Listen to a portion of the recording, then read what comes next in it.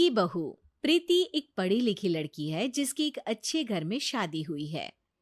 प्रीति का पति राहुल एक मल्टीनेशनल कंपनी का मैनेजर है जो आधे महीने विदेश में ही रहता और छोड़ जाता है अपने मम्मी पापा को प्रीति के भरोसे, जिसे इस देश को सुधारने की चुल ने परेशान कर रखा है। मम्मी पापा, कल एक डॉग वैक्सीनेशन का शिविर है तो मैं वहीं पूरा दिन रहूंगी। आप मेरे लिए खाना मत बनवाना। अरे बेटा प्रीति, वो बाई तो काम छोड़कर परसों ही जा चुकी। एक नई बाई देखनी पड़ेगी। माँ, आप तो जानती ही हो ना कि मैं कितना बिजी रहती हूँ। अगर कल मैं नहीं गई तो कुत्ते एडॉप्ट ही नहीं हो पाएंगे।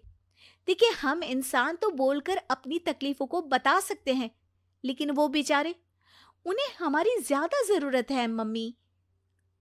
अरे बोल के भी हम क्या हासिल कर पा रहे हैं।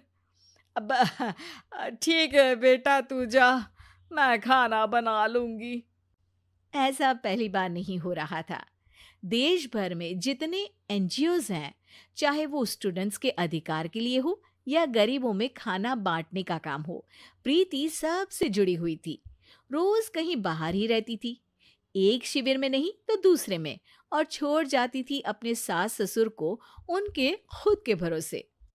और जब कोई उसे कहे, अरे प्रीति, कभी तेरी सास का हाथ भी बटा दिया कर, तो उसका एक ही जवाब रहता था, देखो, हम लोगों को तो सब कुछ घर बैठे मिल जाता है। अगर आज मैं इस शिविर में नहीं गई तो पता नहीं कितने लोग सड़क पर आ जाएंगे। प्रीति को समझाना संभव ही नहीं था और ये बात उसके सास ससुर भी मान चुके थे। इसलिए सुबह सुबह सास ही किचन में खाना बनाने जाती है और देखती है कि घर में सब्जियां खत्म है। अरे प्रीति बेटा, सुन तो जरा। क्या हुआ मम्मी? मुझे बहुत लेट हो रहा है और आप तो जानते हो ना कि अगर मैं इस शिविर में नहीं गई तो। हाँ हाँ, कुत्ते एडॉप्ट ही नहीं हो पाएंगे, सब जानती हूँ। अरे पर घर में सब्जियां खत्म हो गई है। अरे जब तू वापस लौटे ना तब लेकर आना, ठीक है बेटा? ठीक है मम्मी, चलिए मैं चलती हूँ। और हर बार की तरह प्रीति अपनी पार्टीज और आफ्टर पार्टीज में इतनी बिजी रह गई कि सामान लाना ही भूल गई। बात केवल सब्जियों की नहीं थी, लेकिन प्रीति हर रोज किसी नए शिविर में निकल जाती थी, अपने सास ससुर को अकेला छोड़कर। एक हफ्ते बाद प्रीति के ससुर जी के हाथ में दर्द होने लगा। अरे बेटा प्रीति, पापा जी के हाथ में बहुत दर्द हो रहा है, आज इनको डॉक्टर के पास लेकर जाना पड़ेगा। ठीक है माँ, आप हो आओ, मैं बाहर ही खा लूंगी। अरे बेटा, मैं कैसे ले जाऊं? ये काम तो हमेशा राहुल ही करता था और मुझे तो डर है कि कुछ ज्यादा बड़ी बीमारी ना हो जाए। उफ़ो, आज मुझे मेडिकल शिविर में जाना है।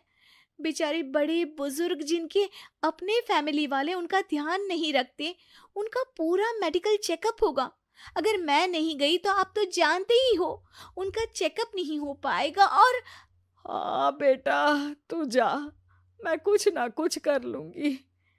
प्रीति के सास और ससुर दोनों ही काफी समय से प्रीति को समझाना चाह रहे थे कि उन्हें भी मदद की जरूरत है, लेकिन अब तो पानी सर के ऊपर जा चुका था। उधर प्रीति शिविर में पहुंचकर सबसे मिल रही थी। काफी भीड़ थी और प्रीति इंस्टाग्राम पर फोटोज अपडेट करे जा रही थी। तभी प्रीति की दोस्त रीना उसके पास दौड़ती हुई आती है। अरे प्रीति, जल्दी चल। अरे क्यों, क्या हुआ? अरे तू अभी सवाल मत पूछ और चल मेरे साथ। प्रीति रीना के साथ जाती है तो देखती है कि गरीब बुजुर्गों की लाइन में प्रीति के सास ससुर भी खड़े हैं। प्रीति को समझ में नहीं आता कि ये क्या चल रहा है। उसके ऑर्गेनाइजेशन में सबकी नजर उसके सास ससुर पर थी और प्रीति को लगा कि बात उसकी इज्जत पर आ गई है। माँ, पापा जी, आप दोनों यहाँ क्या कर रहे हैं? आप तो जानते हो कि ये शिविर गरीबों की मदद करने के लिए बनी है और आप इसका मजाक उड़ा रहे हैं इस तरह से लाइन में खड़े होकर। अरे बेटा, हम भले ही गरीब ना हो पर जरूरतमंद तो है ही। हमारा भी कोई ध्यान रखने वाला नहीं है।